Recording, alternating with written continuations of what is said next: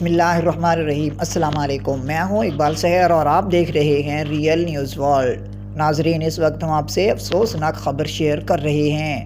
ڈیرہ بگٹی میں returning officer کی گاڑی پر فائرنگ، جس کے نتیجے میں لیویز اہلکار جاں بحق جبکہ 4 زخمی ہو گئے۔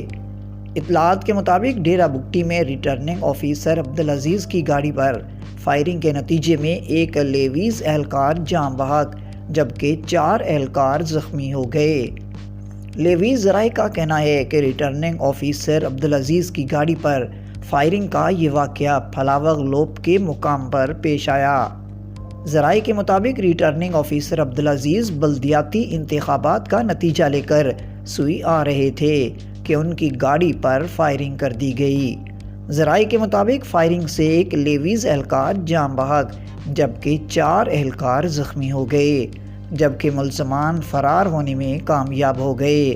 ریٹرننگ آفیسر عزیز اللہ کے قافلے پر فائرنگ کے حوالے سے الیکشن کمیشن نے اپنے بیان میں کہا ہے کہ حملے میں لیویز نائب رسالدار کا ڈرائیور جاں بحق اور 4 لیویز اہلکار زخمی ہوئے ہیں۔